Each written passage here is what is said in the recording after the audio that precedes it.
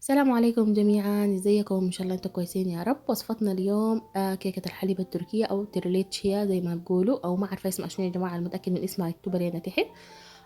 فيلا نشوف وصفة ناجحة ان شاء الله بإذن الله لكل الناس اللي حيجربوها. يلا نشوف الفيديو.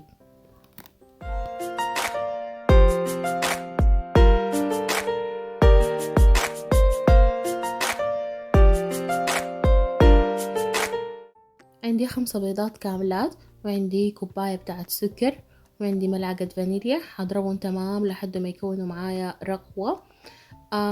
زي ما شايفين اهو، هخلطهم تمام لحد ما يكون عندي قوام كثيف. يعني قوام شوية تقيل، يعني من القوام السائل بتاع البيض. زي ما شايفين هنا وصلت للقوام اللي انا عايزاه. هضيف الدقيق بتاعي اللي هو كوباية ونص، هضيفهم تدريجيا وهنخلهم عشان ادخل هواء للكيك، عشان انا محتاجة الكيكة تكون اسفنجية وتتشرب معي بعدين السوائل اللي حاضيفها عليها. زي ما شايفين ضفت الكوباية ونص تدريجيا، وبخلط من تحت لفوق وكده عشان بس ما اتخلص من الهواء، لانه لو خلطته شديد الهواء اللي دخلته كله واللي هو محتاجة له انا هيطلع. فزي ما شايفين اهو كده خلصت. هضيف ليها ملعقة كبيرة باكنج باودر ورشة ملح.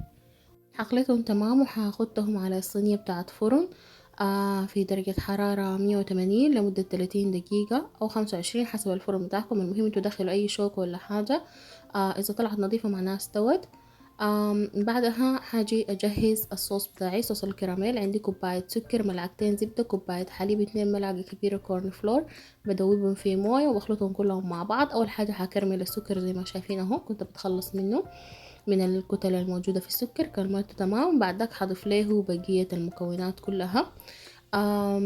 ممكن أضيفها دفعة واحدة، وممكن كمان أضيف الزبدة طوالي بعد الكراميل عشان ما يعني عشان ما تعذبني شوية. لكن هنا أنا بس كنت مستعجلة ضفتهم كلهم ورا بعض. لكن إذا عندكم وقت ضيفوا الزبدة أول، قلبوها لحد ما تختفي. بعد ذاك ضيفوا لها الحليب وضيفوا لها الكورن فلور. ممكن تستغنوا عن الكورن فلور طبعا، لكن هو بدي قوام متماسك شوية. فبس هقعد اخلط كده لحد ما يتكون معايا صوص كثيف اللي هو بالشكل ده. هخلي الصوص بتاعي يبرد على جنب ويرتاح شوية. زي ما شايفين كبيته في كورية صغيرة او باول على اساس انه هو يبرد تماما قبل ما هضيفه بعدين على الكيك. حاجة اجهز الكريمة بتاعتي. عندي ابو الكريمة او كريمة جاهزة، ممكن تجيبوا حقة البودرة برضو، سكر حسب الرغبة، وشوية فانيليا عشان تديها نكهة شوية. هخلطهم تمام لحد ما يعني تبقى كريمة جامدة متماسكة. كيف حتأكد انه الكريمة بتاعتي خلاص انتهت؟ لما اجي اقلب الباول بتاعتي ما في حاجة بتنزل كده، معناها قوامها خلاص تمام، وصلت للقوام المطلوب. لانه لو ضربتوها زيادة من اللازم حتفيك معاكم تاني. عندي هنا الكيكة بتاعتي كانت خلاص بردت. قلبتها وشلت الورق بتاع الزبدة وجيت عملت لها خرام شوية بالشوكة على اساس تتشرب لي الحليب اللي حضيفه. عندي كوباية ونص من الحليب حضيفهم عليها عشان تتشرب، عشان تكون معانا طرية يا جماعة. حاجة اضيف الكريمة حوزعها على الكيكة تمام. طبعا بشتغل على البارد، يعني فيكم تحطها في التلاجة يا جماعة، وفيكم تخليها لما تبرد تماما يعني.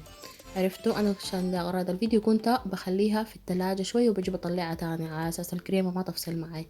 كمان هنا الصوص بتاع الكراميل وزعته على الوش من الكريمة فوق. وممكن بعد ذاك نجي نزينها بشوية. خليت لي شوية كريمة كان خطيتها في كيس وجيت وزعتها كده عشان اعمل الشكل بس اللي هو المعتاد بتاع التريليتشيا او بتاع كيكة الحليب. فممكن عادي تستخدموا من الخطوة دي لو ما عايزينها، بس تخلوا الطبقات زي ما هي. وبتدي شكل حلو طبعا في النهاية. ده شكلها كده من الجانب وده شكلها من فوق. يلا حقطعها. المفترض انها هي تقعد ليلة كاملة في الثلاجة، لكن زي ما قلت لكم يا اولاد الفيديو وانا تأخرت عليكم في تنزيل الفيديو. هذا الاسبوع اللي فات ما نزلت حاجة، كنت مجبورة اقطعها سريع. شايفين لما قطعتها صار الحليب لسه.